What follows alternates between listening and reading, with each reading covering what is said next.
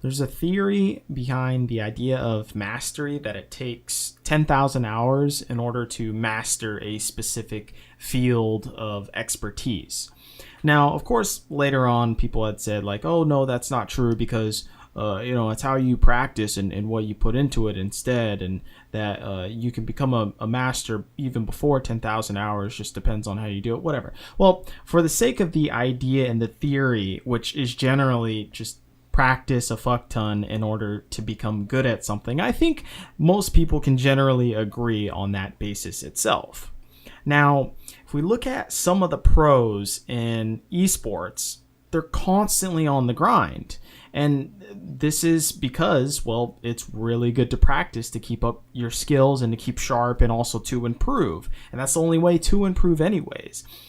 And that's how some of these guys become the best players in the entire world. I mean, if you look at League of Legends and just its entire player base, out of 100 million people, these guys at the professional level, that's a fraction of a percentage that make it into the pro league. So it's incredibly hard to become a professional esports player. Even some people cite to say that it's actually harder to become a professional esports player than it is to become a professional in traditional sports like NBA or basketball or whatever. I'm not really sure on the statistics on those. But regardless, these guys practice a fuck ton.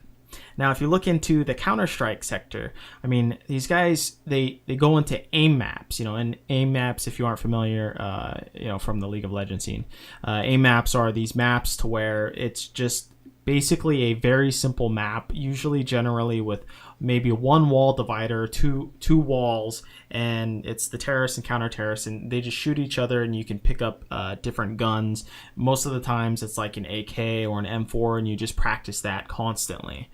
And so these pros, they'll just go into the aim maps and practice this for a couple hours, and yet they're already at a professional level, right?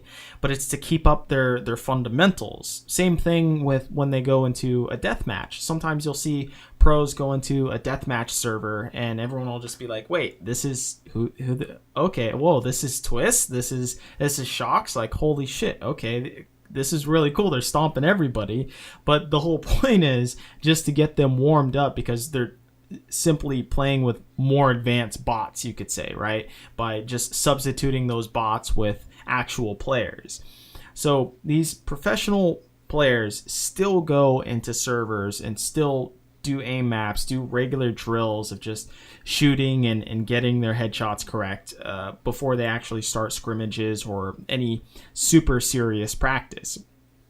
And some of the greatest traditional sports players have even focused on the fundamentals continuously. I mean, one of the most famous sightings is Kobe, right? Where he did 2,000 shots a day. And that's not just shooting 2,000 shots, but making them. He would sit out there during like the off season and just do 2,000 shots of made baskets before he would end practice. And that's absolutely insane. Just imagine how long that would actually take the average person to do that. Of course, accounting, for a professional, it's like, well, their accuracy's better, but still, the point being that that's a ton of shots. And Kobe has a whole bunch of other stories of, going to practice way before when he was accepted into the Team USA, and he would practice before even the Team USA practice, and then go into there and just show like, hey, I've been practicing for 6 hours. Okay, let's start your guys' practice too, I guess. So it's this drive to not only work on, just being able to practice and doing it continuously, but to practice the fundamentals themselves. And you'll hear even from the League of Legends sector that the Korean pros, they end up loading up custom games just to CS and just to get practice at CSing. And then maybe they'll go into their solo queue and then also go into their scrim times as well. So it doesn't stop even for professional players in League of Legends. They'll still do the rudimentary things like going into a custom game and just focusing on CSing until the 10-minute mark and seeing how much they can get on that.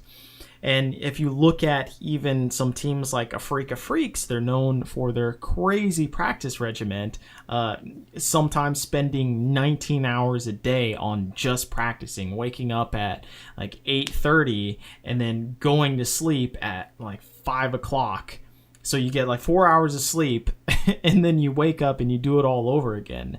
That's some intense practice, but it's something in which they decided to sacrifice in order to get closer to that 10,000 hours or even past that, obviously. So fundamentals, they aren't the most sexiest thing. They aren't something to where you can say, oh, hey, look, I'm practicing this or I'm doing this. Watch this video of me shooting 3-point shots for 6 hours. Like, no one's really going to watch that. No one's going to watch someone practicing CS for 10 hours, throughout the entire day. No one really wants to watch that, but that still doesn't mean that you shouldn't do it just because it's not sexy, right? It exists to keep you grounded and to push you towards that level of mastery. You need to have an actual foundation in order to build upon that, right? That's the whole point of a foundation, is that once you have the fundamentals, then you can start branching out into different things, and different things that are more complicated, right? And require a little bit more thought process and to actually come up with that as an original idea. So if you look at some of the Nobel Prize winners, a lot of them are averaging at the age of around 50, right?